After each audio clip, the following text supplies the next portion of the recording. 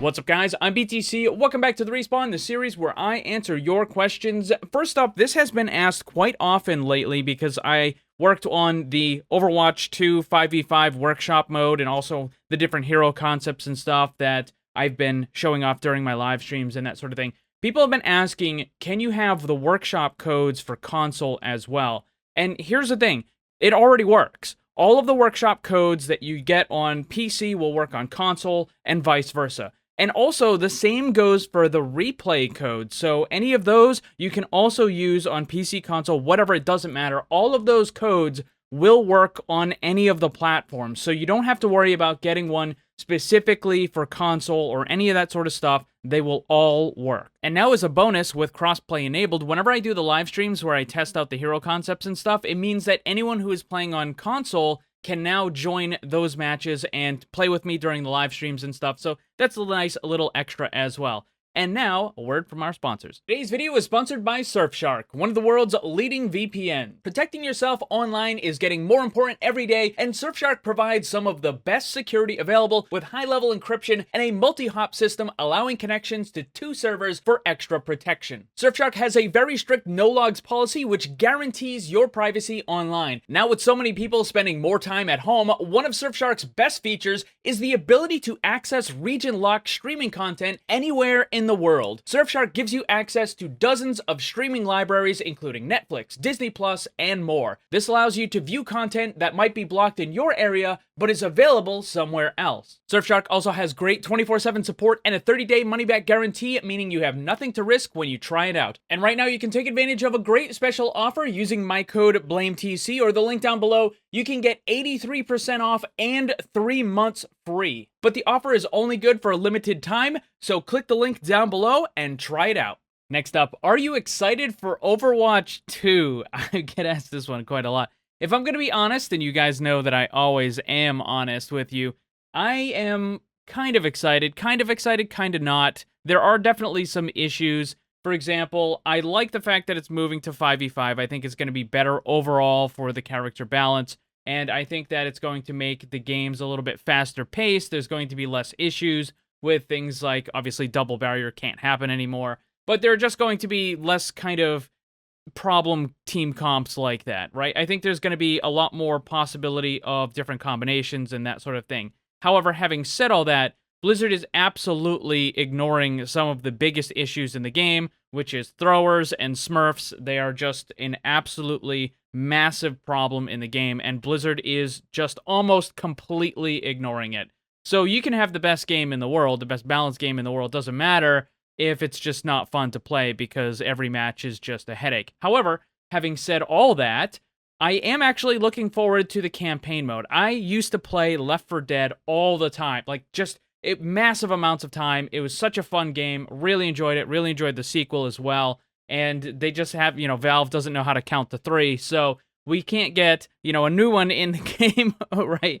But with the Overwatch campaign for the sequel, it kind of feels like that, right? It's maybe not exactly the same, but it certainly feels like that, and I really am looking forward to that aspect. I'm not really interested in the story all that much because I don't really think Overwatch's story is really all that great, but I think the campaign missions have a lot of potential just to be fun and have a lot of replayability and stuff, especially if they include a versus mode. If they do that, that would be great. And speaking of the Left 4 Dead thing, there actually is another game coming out later on this year called Back 4 Blood, which is kind of like a spiritual successor to Left 4 Dead. Obviously, there are some changes in the game and how it works and that sort of stuff, but it is still going to be very kind of L4D-like, and I think that's going to be a lot of fun, and maybe I'll be playing that when that comes out later on this year. But regardless, am I excited for Overwatch 2? I'd say yeah, but I mean, who knows when it's going to come out, right? Like, they seem like they keep just pushing it back and back and back. So hopefully it comes out sooner than later.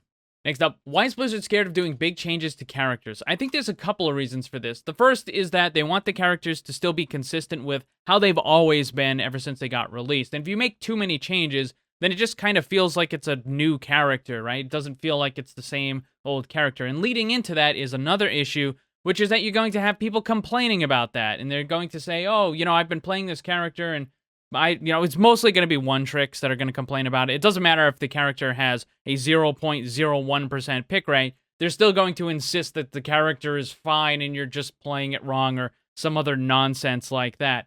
So really, that's a combination of the two things. They want to keep the character consistent. They don't want to listen to people complaining about it. But the thing is, with Overwatch 2, there are going to be a lot of really big changes. Notably, Bastion is getting a pretty significant rework. He's probably going to get a complete rework.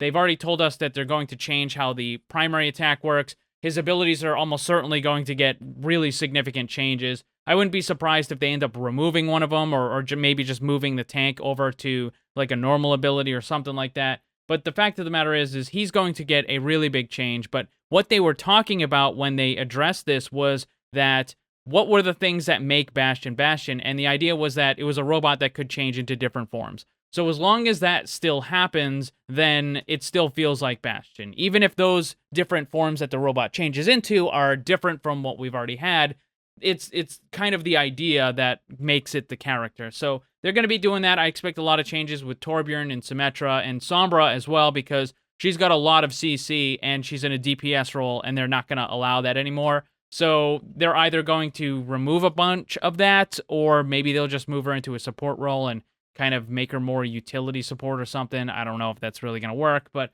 we'll see what they do. But that's really why they make all those changes and why they're not willing to make the really big ones, because they don't want the character to feel like it's a different character, and they don't want to listen to people complain. Do you think Blizzard should add location names on maps like CSGO to make callouts easier? Yes, absolutely. I've been saying this for a very long time. I don't know why Blizzard hasn't done this yet. It seems like it would be a fairly simple thing to do. I mean, you could do it in the workshop, no problem. It would probably take you about 30 minutes to do one of the maps. But it's really, really simple, and you just need to have the location and then have some HUD text appear on the screen. It wouldn't be that difficult for Blizzard to do. I don't know why they haven't yet. With CSGO, even the lowest ranked players, even relatively new players, know a bunch of the callouts. They know Goose and Tree and A long and A short and B tunnels and all these sorts of things, right? And it really helps when you're trying to coordinate as a team, but in Overwatch, you don't have that. I mean, at the Overwatch League, yeah, you do, and they have their own, each team uses their own little custom callouts and stuff. But the fact of the matter is that the large part of the player base just doesn't use callouts. It makes no sense. The best thing you can always do is just say, top left or top right. But the thing is my right might be your left, depending on where we're looking and on this and that, and it just doesn't work. So being able to say, over at this specific location is a much better call out than just trying to give a kind of generalized thing. So yeah, absolutely, they should have added this. I don't know why they haven't. Should lower and upper rank have different balancing system for certain characters? No, absolutely not. I know this gets brought up a lot, but it is an absolutely terrible idea for a bunch of reasons. The first is, what are you going to do with the players that get put into the same match? Are you just not going to allow it? So let's say the cutoff for the balance change is at Diamond, right? So you have Platinum players and Diamond players. Are you just not going to allow them to be in the same match? Well, that's going to pretty significantly increase your queue time, because you're removing a significant amount of the players that you would normally be allowed to queue with.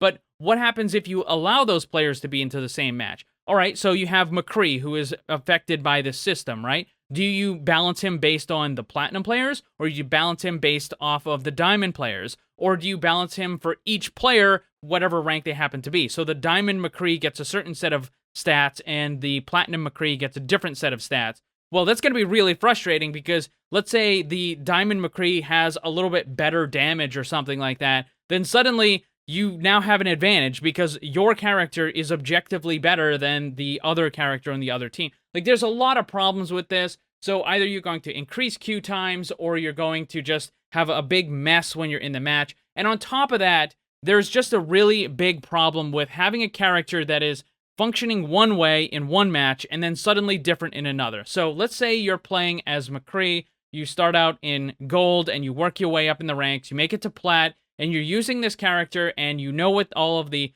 cooldowns and the damage and all that sort of stuff, like all the different things that you need to know in order to be effective with the character. And then once you hit Diamond, suddenly a bunch of that changes, and now you have to play the character as something a little bit different. Like, you can't do the exact same. Maybe you have to wait a little bit longer for that cooldown, and then whatever happens, you end up losing that match, and then you get dropped back down into platinum, and now you have to play with a different set. So every time you win or lose a match, you would end up having to change what the character is, like how you're working with that character. It just wouldn't work. It's just an absolutely terrible idea. You don't want players to get used to one thing and to rank up, and then suddenly it works a different way. That's not a good idea. That is going to be all the questions for this video. Thank you to everyone who's submitted one. There is a new question card over on the community tab of my YouTube channel. You can go and leave your questions over there. I'll put a link for that down below. And also, don't forget to check out Surfshark. You can get a great deal using the link down below. A big thanks to all the Paragons and other channel members for all your support. If you'd like to become one and grab some cool rewards, click the join button down below. Also, if you enjoyed the video, drop a like before you leave. And remember, always blame the controller, because it's never your fault.